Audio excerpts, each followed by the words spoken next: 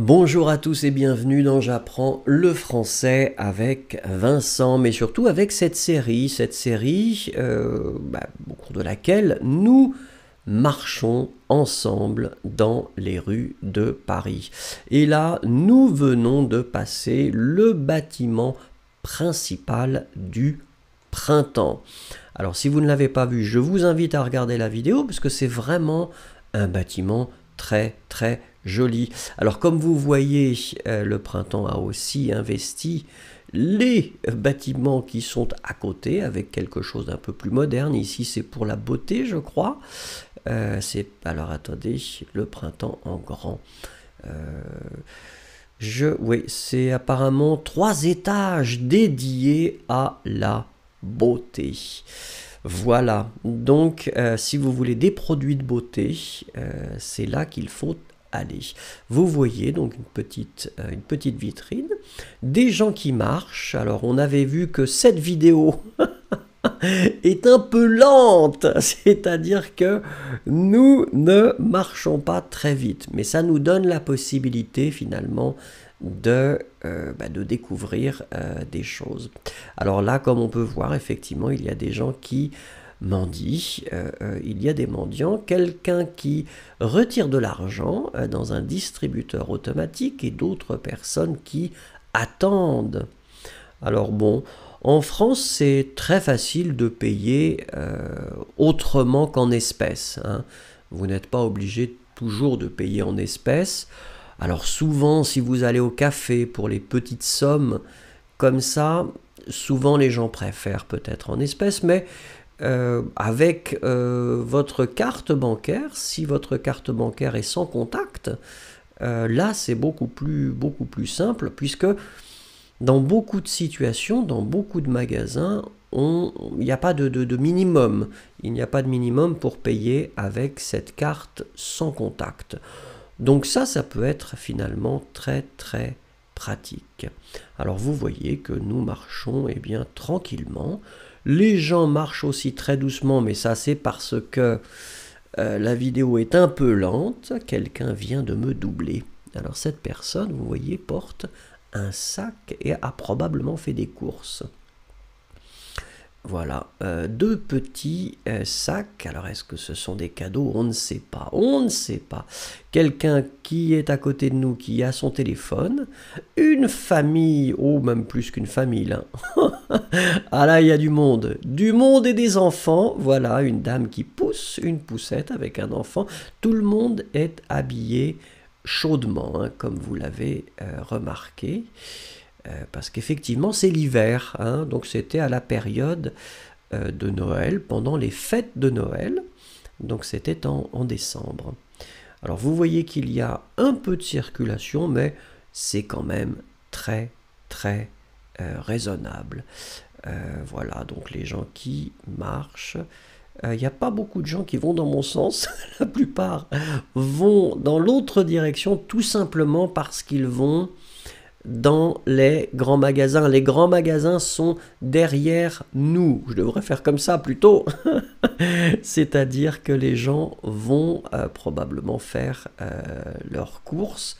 Alors vous pouvez voir, si vous regardez en haut, qu'il y a effectivement une Fnac ici. Alors la Fnac est un endroit qui a une histoire très intéressante, mais ne rentrons pas dans l'historique de la Fnac, mais c'est un endroit où vous pouvez aller si vous cherchez des produits culturels, des livres ou des films. Est-ce que les gens achètent encore des DVD ou des Blu-ray? Je ne sais pas. Des CD, c'est la même chose. Est-ce que les gens en achètent toujours? En tout cas, ceux qui veulent en acheter, c'est là que ça se passe. Vous pouvez aussi acheter des ordinateurs, de l'informatique et puis du matériel audio ou vidéo. Voilà. Et donc là, quand on continue, regardez, on se déplace. Alors vous voyez là l'entrée justement. Alors il y a plusieurs Fnac à Paris et en France et même en Europe. Vraiment, c'est une enseigne qui a réussi à s'exporter, en tout cas en Europe. vous voyez qu'ici, nous nous approchons progressivement de la gare Saint-Lazare. Alors, la gare Saint-Lazare, ce qui me rappelle une chanson que ma mère aime bien chanter, à la gare Saint-Lazare, tilala la la la.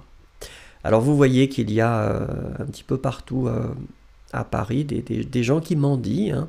Donc après c'est à vous de voir si vous voulez leur laisser une petite pièce ou pas.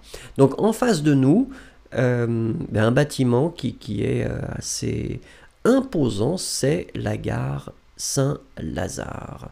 Alors la gare Saint-Lazare, essentiellement utilisée pour les trains de banlieue. Donc on va essayer de traverser, je pense que ce sera possible.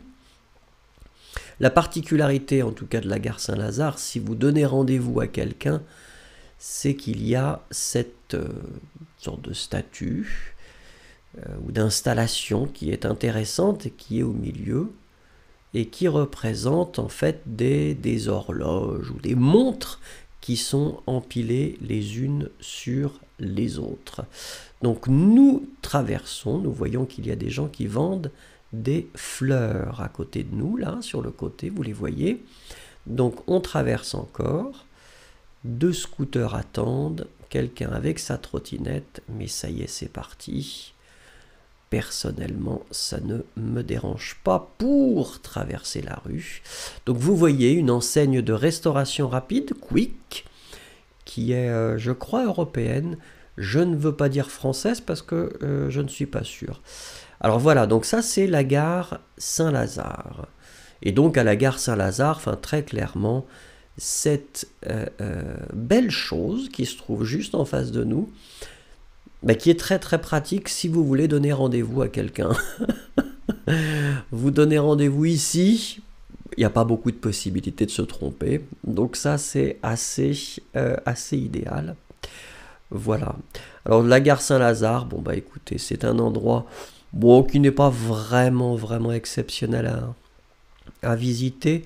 C'est la raison pour laquelle je n'avais pas vraiment envie d'aller à l'intérieur. Bon, c'est une gare. C'est une gare. Mais bon, voilà. La vidéo s'arrête maintenant, si vous voulez bien.